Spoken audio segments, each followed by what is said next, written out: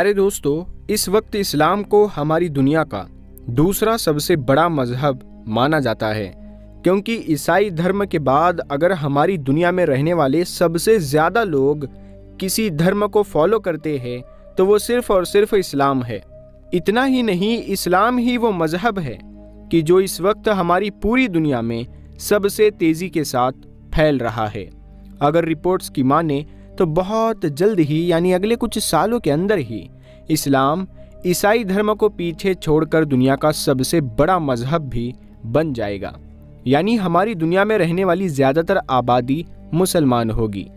बात करें अगर राजनीतिक तौर पर तो हमारी दुनिया में मुस्लिम देशों की गिनती 50 से भी ज़्यादा है और इन सारे देशों में भी सबसे ज़्यादा मुसलमान इंडोनेशिया में रहते हैं। इस्लाम के मानने वाले दुनिया के दूसरे सबसे बड़े धार्मिक समूह का हिस्सा है।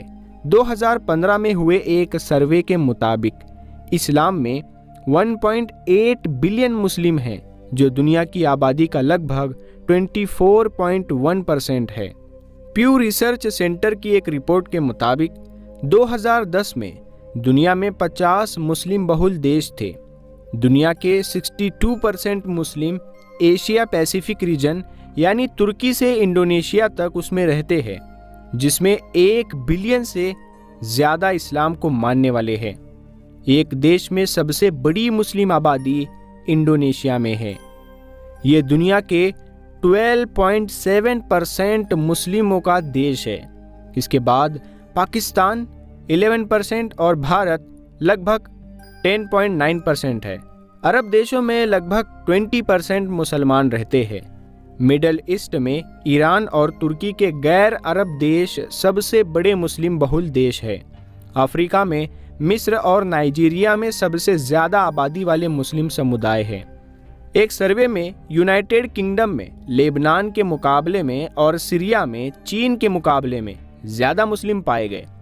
भारत के राज्य उत्तर प्रदेश में इंडोनेशिया, पाकिस्तान, बांग्लादेश, मिस्र, ईरान और तुर्की को छोड़कर दूसरे मुस्लिम बहुल देशों के मुकाबले में ज़्यादा मुसलमान हैं।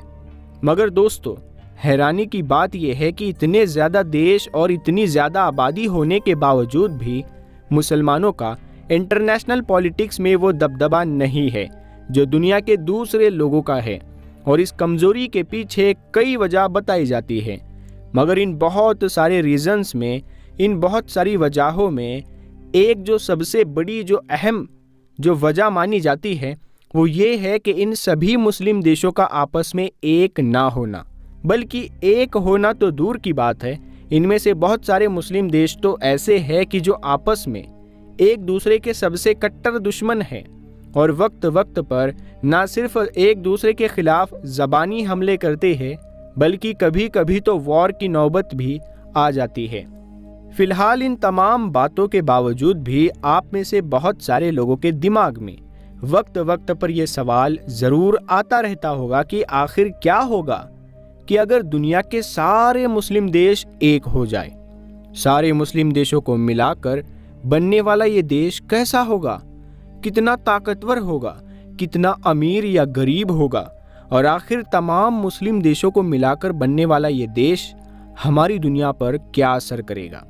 तो दोस्तों, आज की इस वीडियो के ज़रिए से हम यही जानने की कोशिश करेंगे कि अगर हमारी दुनिया में मौजूद सारे मुस्लिम देश एक हो जाए तो आखिर हमारी ये दुनिया कैसी हो जाएगी।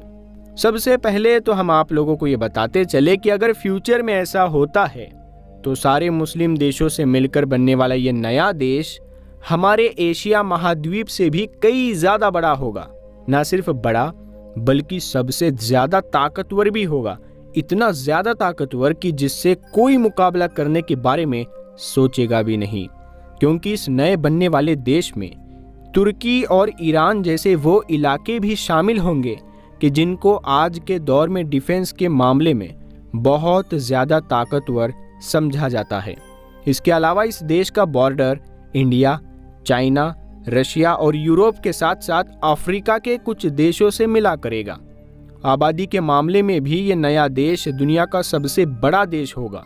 दुनिया के उन 70 से 80% समुद्री रास्तों पर भी इसी नए देश का कंट्रोल होगा कि जिन समुद्री रास्तों के जरिए से आज के दौर में पूरी दुनिया में जो बिजनेस, जो व्यापार किया जाता है।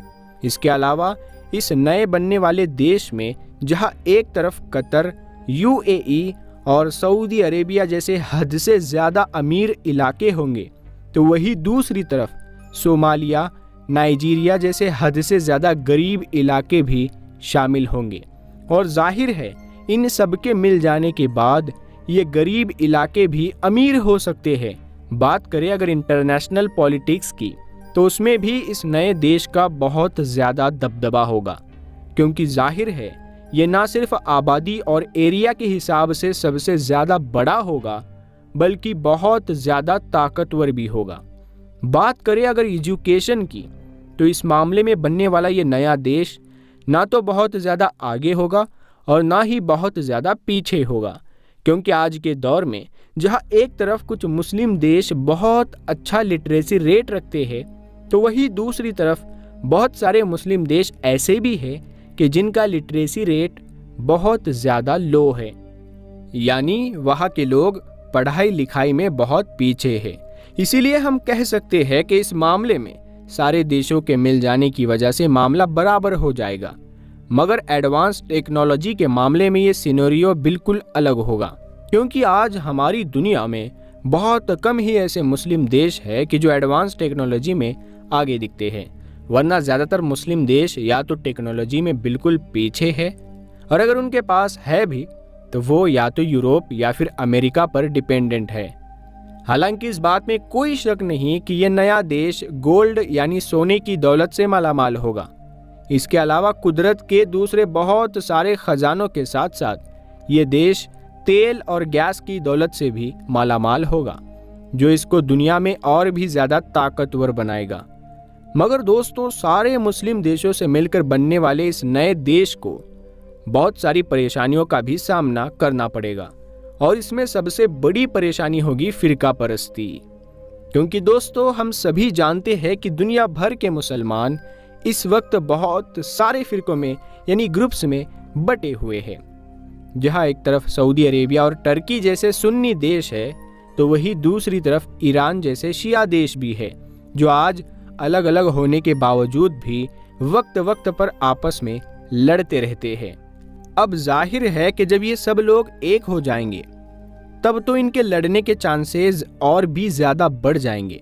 इसके अलावा एक परेशानी होगी, वो है भाषा की, यानी ज़बान को लेकर।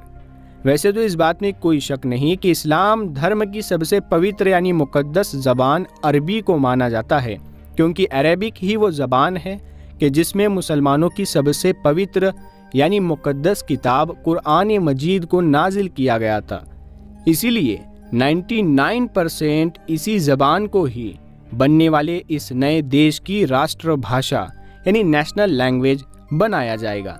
लेकिन इन सब के बावजूद भी ये मुमकिन है कि ज़बान को लेकर कोई झगड़ा हो जाए, और इसके अलावा बहुत सारी ज़बानों को बोलने वाले लोग भी मौजूद होंगे।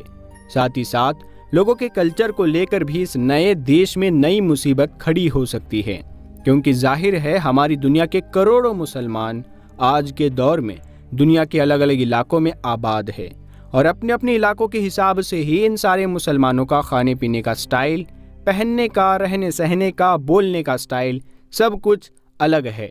क्योंकि हमारी दुनिया में जहाँ एक तरफ आज भी बहुत सारे ऐसे मुसलमान हैं कि जो ना सिर्फ इस्लाम धर्म को मानते हैं, बल्कि अपने पुराने रीति रिवाज को भी अपनाए रखते हैं, वही दूसरी तरफ कुछ मुसलमान ऐसे भी हैं जो इस्लाम धर्म को तो मानते हैं, मगर रीति रिवाजों के मामले में यानी कल्चर के मामले में वो बहुत ज़्यादा आज़ाद ख्याल हो चुके हैं। तो इसीलिए जाहिर है जब ये लोग एक साथ मिलेंगे तो कहीं ना कहीं कल्चर को लेकर एक नई मुसीबत खड़ी होगी, और आपस में एक दूसरे के साथ एडजस्ट नहीं कर पाएंगे। मगर दोस्तों, आप सभी लोग इस बारे में क्या सोचते हैं, ये बात हमें कमेंट बॉक्स में ज़रूर बताइए। क्या आपके मुताबिक दुनिया के सारे मुस्लिम देशों का एक होना मुमकिन है या फिर नामुमकिन? और अगर एक हो भी जाएंगे तो क्या ये नया बनने वाला देश एक कामयाब देश बन सकेगा, या फिर अपनी आपसी परेशानियों का ही सामना करके हमेशा हमेशा के लिए ख़त्म हो जाएगा? इस मामले में हम आपसे आपकी कीमती राय पूछते हैं। आप अपनी कीमती राय का इजहार कमेंट सेक्शन में ज़रूर करें। और इसी तरह की वीडियोस और मालूमाती और इस्लामिक वीडियोस देखने के लिए आप हमारे चैनल नूरे हदीस को सब्सक्राइब करें। मैं हूँ शाहिद पठान और मैं मिलता हूँ आपको फिर एक नई अगली वीडियो में। तब तक के लिए अस्सलामु अलैकुम, अल्लाह हाफिज़।